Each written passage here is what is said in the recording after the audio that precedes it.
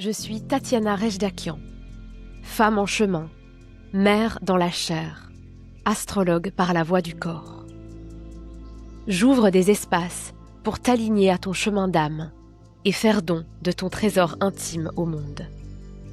Bienvenue dans Mon cœur connaît le chemin, un podcast d'inspiration pour écouter ce qui palpite au creux de ton âme et oser suivre son appel.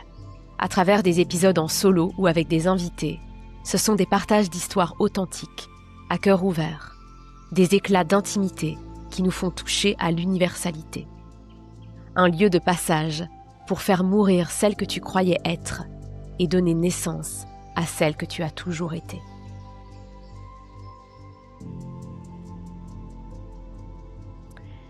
Je suis très heureuse de te retrouver pour ce nouvel épisode.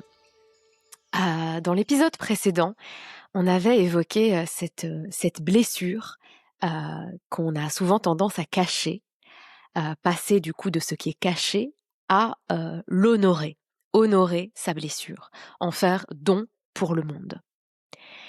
Et dans cet épisode-ci, j'ai envie de te parler justement de comment rentrer en lien, en profondeur, rentrer en rencontre du coup, puisque c'est la thématique de cette saison, rencontre avec ton sanctuaire intérieur, avec cet espace en toi qui, oui, sent, mais surtout sait. Cet espace en toi qui connaît la direction, qui connaît le chemin. Et donc, cet épisode, j'ai envie qu'il puisse t'accompagner à passer du flou à la clarté, de la dispersion à l'alignement. Et en fait, j'ai eu l'occasion de t'en parler dans l'épisode précédent, mais on a souvent une grande tendance, en tout cas moi je sais que j'ai une grande tendance à ça, donc j'imagine que je ne dois pas être la seule, à me laisser influencer par le tumulte extérieur. On est dans une société où il y a beaucoup de bruit ambiant, notamment à travers les réseaux sociaux, qui sont une grande source de à la fois, je les trouve magnifiques, je trouve qu'il y a énormément de belles choses qui peuvent se faire là, énormément de belles rencontres justement et de beaux échanges, mais il y a aussi une tendance à ne montrer qu'une seule version des choses. Et donc on voit très souvent une petite fenêtre sur la vie des gens, sur ce qu'ils sont, ce qu'ils offrent, et on utilise ça souvent pour se comparer. Pour se dire je ne suis pas assez, je n'en fais pas assez bien, pourquoi les autres est-ce qu'ils y arrivent et pas moi, pourquoi les autres font ça et pas moi, ou parfois ce n'est même pas une question de jugement ou de comparaison, mais c'est juste une question de on n'est plus seulement, la barrière est floue en fait entre se laisser inspirer et se laisser happer par ce que tous les autres font. Entendre par exemple plein de gens qui lancent des programmes sur un sujet en particulier et se dire ah ben moi aussi je dois faire ça. Et du coup courir comme ça dans une espèce de course ou dire ah mais c'est bizarre en fait, moi j'ai pas l'impression que ça se met, mais pourtant les autres ont fait ça, ça a l'air d'être vraiment le sujet du moment, etc. Et c'est comment on fait dans ce tumulte ambiant, ce jugement, cette comparaison, cette frontière floue justement entre l'inspiration et la copie finalement, qu'on arrive à retrouver contact avec son sanctuaire intérieur. Et je t'en ai parlé évidemment dans l'épisode précédent de Chiron. Chiron, cette zone du thème, cette part de nous qui nous permet de nous reconnecter à notre souveraineté, à notre maître intérieur, à cette part de nous qui sait. Et comment rentrer en contact avec cette part-là? C'est en plongeant à l'intérieur de son sanctuaire. Ce sanctuaire, qui va nous permettre, j'en ai déjà parlé dans le précédent épisode, mais vraiment d'imaginer comme si on avait en fait la surface de l'eau. On a donc la surface où il y a tout un tas de choses qui se passent. C'est un peu le brouhaha du mental, toutes les choses qui se passent en superficie, les autres, la vie, le quotidien, les soucis, les idées, etc., etc. Et il y a beaucoup de bruit. Et en fait, la proposition ici, c'est vraiment de plonger, comme si on allait sous la surface de l'eau. On a tous déjà eu cette sensation-là où on met la tête sous l'eau et tout d'un coup, tout semble calme. Et en fait, on n'entend plus du coup le bruit ambiant, mais on entend ce qui bat à l'intérieur. Et c'est dans cet espace-là que le lieu de la rencontre avec notre essence profonde est le plus fort, et aussi le lieu de la rencontre avec notre Chiron, justement, et comment il peut nous guider. Parce que plonger dans ce sanctuaire intérieur va nous permettre à la fois de nous laisser toucher, d'accéder à l'émotionnel. Je vous racontais dans l'épisode précédent comment, pour moi, vraiment, le chemin que je porte moi-même et que du coup j'ai à cœur de transmettre et qui du coup résonne très certainement si tu écoutes cet épisode de podcast, c'est de laisser place à la part sensible en soi, de laisser part à la place émotionnelle, de ne pas se dire que, ok, l'émotionnel et le sensible, c'est bien dans certaines situations, mais pour réussir, pour trouver ma place dans ce monde, il est important que j'arrête cette sensibilité, que je la mette de côté. Que du contraire, tu trouveras ta place dans ce monde, je trouverai ma place dans ce monde, je trouve ma place dans ce monde en disant oui à ma sensibilité et à mes émotions. Et donc très souvent, au jour d'aujourd'hui, je le contacte de plus en plus régulièrement, mais de me rendre compte, ah tiens, là en fait, il y a rien qui me touche. Je suis pas du tout connectée à mon monde émotionnel. Je suis un peu, voilà, je suis déconnectée. Je suis en mode, allez, to-do list. Il y a ça et ça à faire. Nan, nan. Et voilà, il y a des moments où c'est bien d'être dans cet espace-là aussi. Mais quand je sens que j'ai envie de revenir en contact avec moi-même et surtout avant d'offrir quelque chose au monde, avant de créer, je souhaite me connecter à ce sanctuaire et faire en sorte que j'y sois connectée le plus souvent possible. Et donc, en plongeant dans ce sanctuaire, je peux me connecter à ce qui me touche émotionnellement. Souvent, il y a des larmes qui arrivent à ce moment-là. Je sens que j'ai touché un espace de... Ah, là, il y a un espace d'ouverture, il y a un espace de réceptivité à ce qui me touche. En fait, je viens contacter ma blessure trésor, dont j'ai parlé. Je me permets de le ressentir. Et du coup, je me permets aussi de pouvoir, de pouvoir le vibrer dans toutes mes cellules. Et du coup, ça se ressent évidemment à l'extérieur. C'est complètement différent, la vibration qui émane de moi et de toi aussi du coup, lorsque tu es connecté à ce sanctuaire ou lorsque tu es tout à fait pris dans le tumulte et le brouhaha ambiant. Donc c'est important de revenir en contact avec ce sanctuaire et également à faire le tri aussi. Ce sanctuaire, il aide aussi à faire le tri entre tout ce qu'on a reçu. Parce que, évidemment, se laisser inspirer par les autres, c'est extrêmement important. Et ça, c'est quelque chose que j'apprends au fur et à mesure du temps, et je l'ai mentionné dans l'épisode précédent, et c'est aussi pour ça que cette thématique de la rencontre, de façon générale, est si forte pour moi.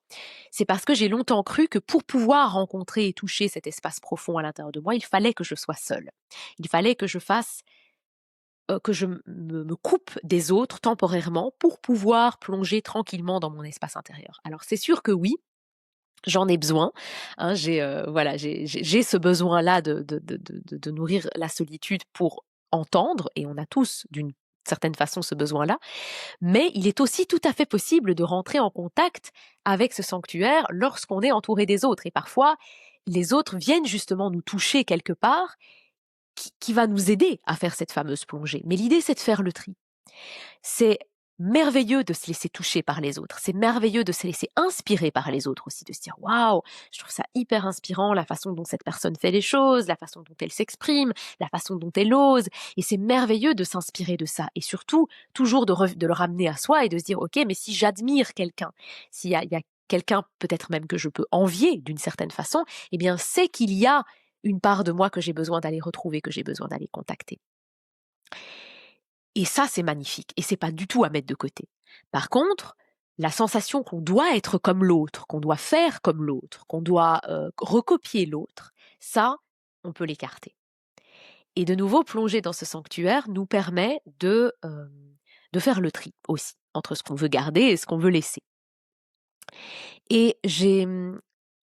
j'ai longtemps parlé de tout un tas de rituels, de différentes pratiques qu'on peut faire pour recontacter ce sanctuaire, particulièrement quand on s'est un peu égaré, quand on s'est un peu oublié dans le brouhaha ambiant et qu'on entend cette petite voix qui nous dit ah, tu devrais être plus ceci, tu devrais être plus cela, tu devrais faire ci, ou on a 1000 idées, on ne sait pas du tout dans quelle direction aller. Eh bien, oui, il y a beaucoup de choses et de pratiques qu'on peut faire. La méditation, le qigong notamment, j'ai découvert ça récemment, c'est quelque chose qui m'aide énormément. La méditation, le qigong, l'écoute de la musique, le mouvement du corps. Il y a énormément de choses. L'écriture intuitive, il y a beaucoup, beaucoup de choses qui nous permettent de revenir en contact avec ce sanctuaire. Mais avant tout, et c'est vraiment sur ça que j'avais envie d'insister dans cet épisode, ce qui, en tout cas, j'ai pris conscience, c'est que la façon la plus puissante de se souvenir de qui on est en essence, de qui on est en unicité, en singularité, de ce qu'on est venu faire ici et offrir au monde, c'est de recontacter cette souveraineté intérieure. Et donc, de rendre ces rituels souverains. Et par là, j'entends de faire des rituels, des pratiques, des temps de reconnexion à soi qui sont vivants pour soi. Alors, dans mon schéma de il faut, etc., j'ai passé de nombreuses années à me forcer à faire des rituels, des pratiques parce que c'était ça qu'il fallait faire, parce que voilà, j'en ai déjà parlé des routines du matin où je m'imposais plein de choses et en fait ça ne durait jamais. Mais voilà, ça, je dirais que c'est quand même assez bien derrière moi. Par contre, il y a quand même une tendance à reproduire chez moi des rituels. J'ai vu quelqu'un faire ce rituel, ça m'a inspiré et du coup je vais le recopier tel quel et le réciter et faire une routine aussi de venir le répéter plusieurs fois ou de pratiquer ça plusieurs fois. Et en fait, j'ai réalisé que autant qu'il y a quelque chose de magnifique, comme je l'ai dit précédemment, de s'inspirer, parce que si on observe quelqu'un qui fait une routine ou un rituel et qui se dit tiens, ouais, je trouve ça inspirant ce que cette personne fait, ça a l'air chouette, oui, gardez ça, gardez ce lien à ce qui nous inspire, à ce qui nous éveille quelque chose en nous, mais rendons ce rituel nôtre, faisons-le, customisons-le, rendons-le vivant pour nous. Je pense que c'est vraiment quelque chose d'essentiel et que peu importe finalement la pratique à laquelle on va s'adonner, ce qui est important, c'est qu'elle résonne pour nous et qu'elle nous permette de retrouver contact avec ce feu vivant et vibrant à l'intérieur de nous. Et personnellement, j'ai réalisé maintenant que par exemple, le matin, avant de commencer ma journée, mes besoins sont à chaque fois différents. Et il y a vraiment je ne sais plus qui, c'est un extrait de poème, je pense, d'un poète assez connu, mais qui disait: «Chaque matin, il y a un nouveau visiteur qui se présente à ma porte et on ne sait pas lequel il va être». Et moi, il y a des matins, et j'imagine que toi c'est pareil, où en fait, mon principal souci, c'est la dispersion. Je me sens, voilà, particulièrement en certaines phases de mon cycle, je sens que je suis complètement dispersée, que je vais à droite, à gauche, que je commence à ranger la maison, à aller dans une pièce, une autre, je prends mon téléphone. Et donc, je sais que la meilleure façon de me reconnecter à mon sanctuaire intérieur et de revenir dans mon axe, en fait, c'est ça. C'est revenir dans son axe, revenir dans son centre. Ça va être de m'ancrer. Ça va être de faire une pratique qui va m'ancrer, qui va vraiment venir ramener tout ce fouillis en mon axe. Et donc, je te parlais tout à l'heure de Qigong, c'est quelque chose que j'ai découvert récemment parce que je me sentais souvent dans cet état-là de dispersion. Et donc je trouve que le Qigong, c'est quelque chose qui me plaît énormément. D'ailleurs, je me forme là cet été en Qigong pour pouvoir aussi te proposer ces pratiques-là dans les espaces que je vais ouvrir, parce que je trouve que c'est très très beau de pouvoir se connecter à ça et de pouvoir vraiment laisser circuler ce chi, ce flux d'énergie vitale et le ramener à ce qu'on appelle le dantian, ce centre à l'intérieur de nous. Et donc à certains moments, effectivement, c'est vraiment ça dont j'ai besoin. Et parce que je sais que si je reste trop dans cet état de dispersion, je suis plus perméable à me laisser happer par tout un tas d'autres choses qui va passer par là. Et à finalement me passer par exemple 3 heures à essayer d'écrire une page de vente, alors qu'en fait, si j'avais juste accepté de me laisser toucher, de m'exprimer à partir de ce qui vibre en moi, eh bien en fait, ça m'aurait pris un quart d'heure. Voilà, ça c'est un exemple que je voulais donner. Et un autre exemple, c'est il y a des matins par contre où voilà, ça va, je me sens peut-être plutôt ancrée, mais je manque totalement de confiance. J'ai l'impression que je me suis laissée happer par ce que les autres faisaient et je me dis un tel, comment est-ce qu'elle fait pour faire ça, pour donner si vite, de mettre si vite au monde ses créations, comment est-ce qu'elle fait pour être si ceci, si cela, si cela. Et donc là, je suis perdue en fait dans la comparaison et j'arrive plus à voir la valeur de ce que je suis, la valeur de ce que je peux offrir. J'ai comme perdu de nouveau ma place. Et là, j'ai remarqué que rien de mieux que d'aller me connecter à ce que j'ai fait. Parfois, ça peut m'arriver d'écouter un épisode de podcast, mes propres épisodes, d'aller relire des choses que j'ai écrites dans mes carnets, ou bien d'aller relire même des témoignages que des clientes m'ont fait. Enfin, vraiment quelque chose qui va me permettre de retoucher, de rencontrer à nouveau cette part de moi qui sait qui sait et qui en même temps ne sait rien, parce que finalement on est aussi dans cet espace où on est là pour se laisser traverser par quelque chose de plus grand, par se laisser, ça j'en parlerai aussi dans d'autres épisodes, mais se laisser vraiment habiter par ce que la vie a prévu pour nous, mais à partir de cet espace où on est dans son axe, où on est centré. Et donc je sais que c'est ça qui va me permettre d'y arriver. À d'autres moments, je me sens très léthargique, par exemple, et je sais que j'ai besoin d'aller remettre du mouvement. Certains moments, je me sens en perte de motivation, en perte de joie, comme éteinte, comme ça. Et je sens que j'ai besoin de m'adonner à quelque chose, de bouger, d'aller marcher, de danser, quelque chose qui va vraiment me connecter à ce feu vibrant, à ce feu intérieur. Ça va dépendre aussi du temps que je vais avoir devant moi, évidemment. Mais l'idée, c'est vraiment de conscientiser cette bascule de cette surface avec tout un brouhaha à cet espace de rencontre. Et Chiron, il peut vraiment nous aider pour ça, puisque Chiron nous emmène à l'endroit où on est touché, à l'endroit où on est blessé, et à l'endroit où se trouve aussi notre plus beau cadeau et notre plus beau trésor. Et donc, c'est un guide précieux pour nous montrer par quel moyen, par quel biais est-ce qu'on peut revenir à ce sanctuaire intérieur, à cet espace en soi. Voilà. Et donc finalement, pour revenir par rapport à ces rituels, peu importe que la façon dont tu les mènes, ton thème va aussi montrer la façon dont tu peux vivre ces rituels, hein. Certains aiment des choses très routinières, ont besoin de répéter les choses, d'autres vont vraiment se laisser aller complètement au flux de l'instant, certains vont avoir envie d'invoquer des archétypes, des dieux, des déesses, des figures divines, d'autres pas, enfin peu importe, tant que le rituel est vivant, tant que le rituel est incarné. Si tu as besoin, si c'est quelque chose qui est important pour toi d'avoir de l'harmonie visuelle, de créer un espace dans ton lieu où tu vas pouvoir vraiment être en contact visuel avec des choses qui t'inspirent, des contacts olfactifs aussi. Mais pour certains, ça va pas être tellement important, et l'idée, c'est vraiment dans le rituel, et c'est ça, la clé, c'est de ne pas s'y attacher. Et de nouveau, on en revient à Chiron. Chiron, il va nous inviter à nous détacher aussi, à ne pas nourrir en fait ces attachements, ces, hem, cette forme de dépendance, parce qu'on peut arriver à une forme de dépendance aussi au rituel, se dire: «Ah, si j'ai pas mon rituel, en fait, je sais plus quoi faire, je suis perdu, et cetera. Si j'ai pas telle pierre, si j'ai pas tel objet», et en fait, l'idée, c'est de se rendre indépendant, parce que finalement, cette essence profonde à l'intérieur de nous, cet espace de souveraineté, il est là, en fait, il est là à chaque instant, et évidemment, il y a des choses qui vont nous aider à le recontacter, mais au final, il s'agit de quelque chose qu'on contacte à l'intérieur, quelque chose qu'on rencontre, de nouveau, en acceptant de se laisser toucher. Voilà, donc peu importe la façon dont tu vis ce rituel, rends-le vivant. Voilà, et donc je trouve que c'est précieux de s'offrir ces moments de reconnexion, évidemment le matin avant de commencer sa journée, mais aussi à tout moment où on a besoin de venir se recharger, on a besoin de venir se ressourcer. Et parfois on a cette sensation, alors évidemment si on dort pas, on a des enfants en bas âge, et cetera, le besoin de base, c'est juste de dormir. Parfois on peut avoir le besoin de simplement aller marcher, de simplement aller s'aérer, de passer du temps avec des gens qu'on aime.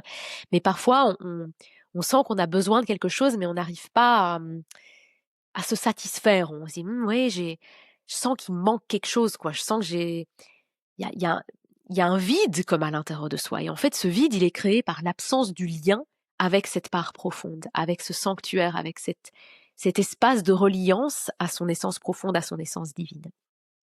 Et le plus beau cadeau qu'on puisse s'offrir dans ces moments-là, c'est justement d'aller répondre à cette soif, à ce besoin, d'aller contacter ce sanctuaire. Et évidemment, avant toute offrande vers le monde, avant tout acte de création, avant tout acte de contact aussi avec l'extérieur, contact avec ceux, qui reçoivent notre médecine, avec ceux qui nous entourent, avec nos proches, avec ceux qu'on aime, il y a ce plus beau cadeau qu'on peut se faire, c'est de venir en contact avec ce sanctuaire et de garder toujours le lien avec cette présence à l'intérieur de soi, dans nos interactions avec les autres. C'est exactement ce que j'ai dit dans l'épisode précédent, c'est venir à la rencontre du monde à partir de cet espace de nudité, à partir de cet espace d'intimité profonde et de vérité profonde, d'authenticité. Et j'ai envie de te donner un exemple très concret. J'ai joué récemment du coup dans une pièce de théâtre, qui s'appelle Les Porteuses de lumière. Alors c'est plus qu'une pièce de théâtre, hein, c'est vraiment, j'aurai l'occasion d'en reparler dans un autre épisode de podcast, mais c'est vraiment un acte rituel, un théâtre de guérison, une véritable offrande, pour le monde, ce qui a été vécu durant cette pièce. Et en fait, je me suis vue avoir besoin de faire mien le rituel avant de monter sur scène. Et en fait, j'ai réalisé que c'était tout à fait OK que mon rituel soit différent des autres et que, voilà, certaines avaient besoin d'être vraiment dans un espace de silence et d'intériorité, d'autres avaient besoin au contraire de mettre de la musique, motivante, de s'ambiancer et cetera avant de monter sur scène. Et pour moi, j'ai vraiment eu le besoin, d'abord de revenir dans ma bulle, de prendre mes écouteurs, d'aller me mettre dans un espace éloigné et de venir, à l'aide de la musique, hein, c'est quelque chose qui m'aide énormément pour moi, la musique, à venir me laisser toucher par le message de cette pièce, par le rôle que je joue, par cette mère dans sa chair que j'ai incarnée, qui immédiatement ça me fait une bascule, ça me connecte à quelque chose de profond. Et après, une fois que j'ai touché cet espace de finalement ce côté cancer, hein, mon chiron est en cancer, maison 8, la maison du scorpion, ce cancer, cette fragilité, cette vulnérabilité, et j'ai mis une musique beaucoup plus sensuelle pour vraiment venir bouger mon bassin, activer mon énergie sexuelle, activer mon feu vital et allier les 2. Et dans la puissance de nouveau, c'est ce que je mentionne et c'est du coup, moi, je te parle beaucoup de ces sujets-là parce qu'évidemment, c'est ce que je me sens amenée à transmettre puisque c'est ce qui me touche, le lien aussi entre la puissance et la vulnérabilité. Et le fait que on peut s'autoriser cette vulnérabilité, plus la puissance peut s'ouvrir, plus on est à sa place, on trouve sa place. Et plus on fait don de qui on est au monde. Et donc j'ai pu monter sur scène à partir de cet espace que j'avais contacté de vulnérabilité, de puissance. Et puis je m'étais même enregistré un texte que j'avais écrit par rapport à l'essence de cette pièce pour l'écouter et me connecter vraiment à ce message profond que je souhaitais, que nous souhaitions porter. Et après, du coup, à partir de cet espace-là, j'étais reliée, j'étais connectée à moi, j'ai pu entrer en contact avec les autres et du coup faire nos échauffements collectifs, nous regarder les yeux dans les yeux et vraiment sentir que non, en fait, je ne suis pas seule dans cette aventure, on est ensemble, on est un collectif, on est reliés, on est soudés et c'est ça aussi qui fait porter la force de notre message. Et donc, j'ai pu toucher cet espace de rencontre avec cette part profonde à l'intérieur de moi et aller à la rencontre des autres, aller à la rencontre des femmes qui m'entouraient ici pour cette pièce, avec qui j'ai œuvré, et aussi à la rencontre du public, du coup, qui était venu recevoir nos mots, recevoir notre offrande. euh, et, et là, je trouve que c'est juste magnifique, en fait. C'est très, très, très, très beau de pouvoir toucher ça. Voilà, je crois que c'est à peu près tout. Je regarde mes petites notes, mais voilà, finalement, c'est vraiment, oui, une autre chose aussi que je voulais dire, c'est cette notion de discernement. Voilà, j'ai ma lune en vierge, donc toute cette notion de faire le tri, de discernement, c'est aussi quelque chose que je porte et que du coup j'ai à cœur de transmettre. C'est vraiment de discerner en fait ce qui est vraiment pour nous. Parce que finalement on a un programme de vie, on a on a évidemment du libre arbitre bien entendu, mais on a des choses qui vont couler de source plus naturellement pour nous et pour d'autres c'est différent. Et donc c'est important de venir discerner ce qui est juste pour soi, pas pour les autres. Et du coup, de s'autoriser à ne pas chercher de validation à l'extérieur, à ne pas chercher de modèle, à ne pas à être vraiment en contact avec ce qui est juste pour soi, sans chercher la validation extérieure. Il n'y aura pas de validation extérieure. Il n'y aura pas quelqu'un qui va me dire, qui va te dire oui, oui, vas-y, tu peux y aller. C'est ça. Non, c'est cette part à l'intérieur de toi qui sent cet appel irrépressible, parfois que tu ne comprends même pas pourquoi tu es appelé à œuvrer d'une certaine façon, pourquoi tu es appelé à faire les choses d'une certaine façon. C'est parce que voilà, ça vibre à l'intérieur de toi. Il n'y a pas de modèle, tu es ton propre modèle. Tu as le droit, tu peux t'autoriser en fait, parce que c'est ça, c'est une question d'autorisation, s'autoriser à suivre son chemin, à suivre son rythme.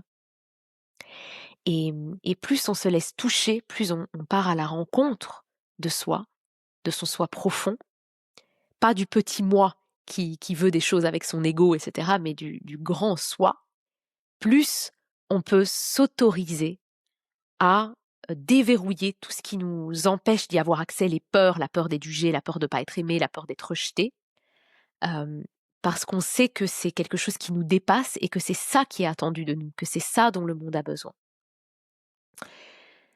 Voilà. et Chiron est un guide précieux sur ce chemin-là pour nous aider à prononcer notre nom, à écrire notre propre livre, à être l'acteur, l'actrice principale de notre légende personnelle. Voilà. Je crois que c'est ça que j'avais envie de te partager. Du coup, dans le prochain épisode, j'aurai une invitée avec qui on va venir, après avoir contacté cet espace de profonde justesse en soi, de profonde vérité, de radicale honnêteté. Comment est-ce qu'on peut venir mettre tout ça en mouvement finalement?